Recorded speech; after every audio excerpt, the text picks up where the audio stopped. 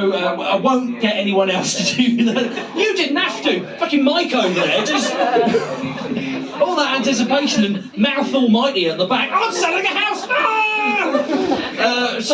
We'll just you're all pretty good at whooping and cheering and that sort of thing. So, ladies and gentlemen, we'll get you going. So I'll do the old the thing, and then we'll bring on the next act. So, all right, 1, 2, 3.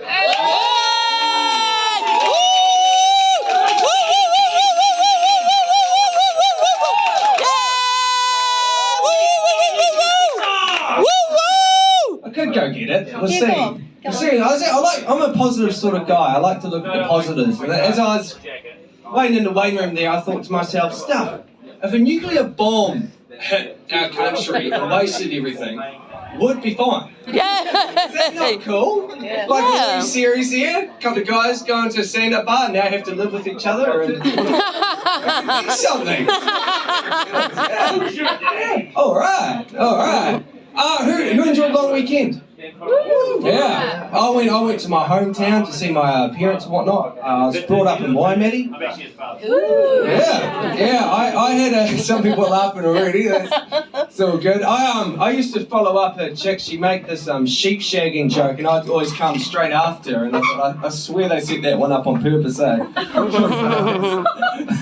Anyway, I went to see them, and I actually got complimented by one of the stand-up guys recently. He goes, I think you're the smartest person to ever come out of Waimate. And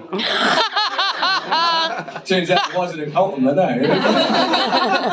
It's all good. But I went and saw him. I do love my hometown as much as it gets. You know, it's like here, like Christchurch people, we're like the council and stuff like that. They want you to take your lids off your milk bottles and things like that. You got to individually recycle and care for the environment.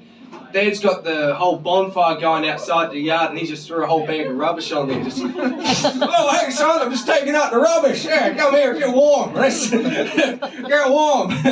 Where's those chippy bags? Well, here we go. It's just nice to be home. But I went and saw my mate from Australia. We were brought up in Waimate, and he left to Australia, and he came back with a Sheila. A Sheila is otherwise known as a girl. Over in Australia, they call them Sheilas, I think. It's quite strange. I know it's a woman, but no, it's a Sheila. And he came back, and he's telling me all these stories. He made himself a camper van to live in, because that's an easy first home now. It's not a house. He's literally doing the first-class van living. And he set it all up, all this kitchen and bed. And then I was looking around, very impressed about what he did. And then I noticed this funny-looking chili bin under a shelf. I'm like, what was that? And I pulled it out, and I was disturbed because it wasn't a chili bin. It was like a chili bin with a toilet seat on it. He's going all out. I know, it's disgusting. I thought, that is gross. And he goes, he has to have it to get like the freedom parking license thing or whatever. And he told me he wasn't going to use it, but you know, if you're really needing to go, I'm sure he will. Well, just disgusting. But it was quite impressive. I thought later about it, okay, I'm not going to get one myself, but you know, I was quite impressed because when he pulled it out, it was set up, it's hard, I'll take this thing off. It was set up perfectly with his kitchen. You know, here, so you could sit down and multitask. You could sit here, do your thing, and then cook some baked beans here, and some water, you know, and you could just open up the window, because obviously you're going to need air like this. But it cracked me up, because I'm just picturing, you know, campsite or something, and someone sees my mate, and you only see up here. You don't know what's going on down here. You only see up here. You just see a guy cooking away like it's normal. You're, oh, bacon, is it? He goes, sure is. He goes, oh, well, that looks lovely. Do you mind if I come in and have a look? He goes, yes, I do. His van smelled kind of funny, didn't it? But they're telling me, who's from Australia here? One. Yep. Oh, yeah, one. Yep. I was getting work stories. They went into Outback, and they were taking kids basically through the forests and stuff like that, doing walks. And yeah, and they're telling me about all the deadly animals they have over there. Holy shit! Like a brown snake, right? That's what happens if you get bitten by a brown snake. You die. You die. Okay, so you got to get these kids through the jungle without getting bitten by a brown snake or a redback spider. Yeah, so your point actually. This to me, Funnel webs, yeah. funnel web. This to me is a big spider. That's like, oh, a big spider. What's a big spider to you? They don't size your hand. Yeah. Funnel webs, they're quite big. Yeah, I've never, I know that. I got bitten by a spider once and I survived because it's from here, but the whole arm went, just went, I thought I was getting, huge. Like, yes. Yeah. Yeah. And then it went all red. Yeah. And I thought I was Spider-Man too because I could, press it and it would... It really hurt, so I didn't want to stop crying that often. I would make a good superhero, but no, a disgusting one. I wouldn't be known. But where was I? Oh yeah, so we're talking about Australia, and you imagine that taking kids through the forest. You know, here in Christchurch, our biggest problem taking kids through anywhere. Okay, just avoid that weirdo. There was the flag. Avoid the weirdo. This is something different, isn't it? They came near ant-man. Now ants to us are like nothing, right? There they eat you. bull ants, bull ants, yeah. They can do a job on you. And a little girl stood on one by mistake. Now when you stand on an ant over there, it releases a pheromone on you. Tell me if I'm wrong. So then all the other ants, is this right? I think so. I wasn't bullshitted? Okay, go on. I think that they do all sorts of stuff. They attract each other and everything. Yeah, well they track you, so you stand on them, they're all coming for you. So they're rushing these kids like, come on, quick, hurry up, it's a fun game called Run or Die, okay? Go kids, go! Holy shit! She was telling me, his Sheila/girlfriend was telling me a story when she was younger. She went to go on a bicycle, like every kid does, right? We have a bike, yeah. Alright, she went for a bike, and what she didn't notice is that she said there's this colourful snake wrapped up in the back wheel. So she's biking, as you know, happy little kid goes, and then behind her you see a windmill of freaking death. A bloody snake. Some people's, scary action is fight or flight. Hers was flight, so she just pedaled harder. Whoa! And then, Snake's got the most hell of a headache, I'll tell you that much. Shit. Then it friggin', Leo, let's go. One little dick. Yeah. Thing comes out, poof, and the uncle's there with the spade, leans beside her, oh fuck! Bang!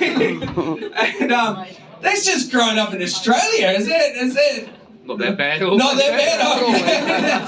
Okay. To me, I'm like, because my little brother's going over there soon, and I told him, you're gonna die. He's gonna make it 2 steps out the airport, and that's it. He's just gonna put on the wrong shoe. Because the deadly spiders like to wade in your shoes. Yeah, they do, yeah. Hyde Park now, so yeah. In the city, they've got them right in the middle there. Really? Yep. So you just go walk your dog and that's it? You oh my God, you have nice weather though, I'll give you that. Well, yeah. Yeah, I was told it's snake season because it's summer. When it's nice, beautiful, hot, you want to go outside, you can't.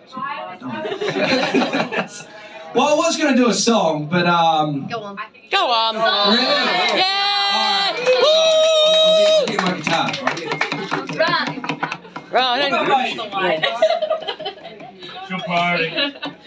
We'll just entertain ourselves while he's waiting. Hey!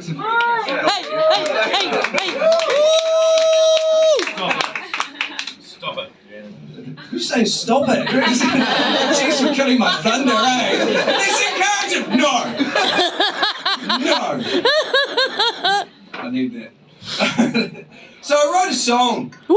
I was sick of, thank you. I wrote a song. That's it, that's my game, right?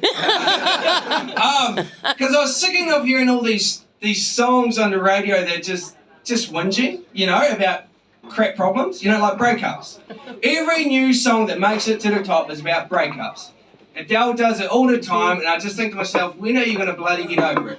It's just bullshit. I've had enough. We're the working class. We have problems, and I wrote a song about a real problem. It's actually not very, it's a bit depressing, isn't it? We'll make it work. I could just do Adele's next hit.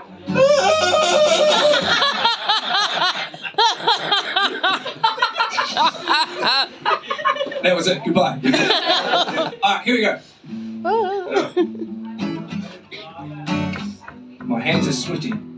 these weeks I'm in Regno. I'm in my Ford Falcon, doing 105. The sun's out, yeah, I'm cruising. The sound keeps me alive. Pull in my gas station. Didn't know prices were bad. Oh, the bad, getting worse, sir. Where does good fuel prices go? I'm still not walking down the block. Where does good fuel prices go? Can't go through McDonald's drive-through walking shoes. So I'm in a Nissan Tia. The Falcon was just too dear. My project, it's in ruins, and I'm jumping around in tears. Well, it's cheap to run, though.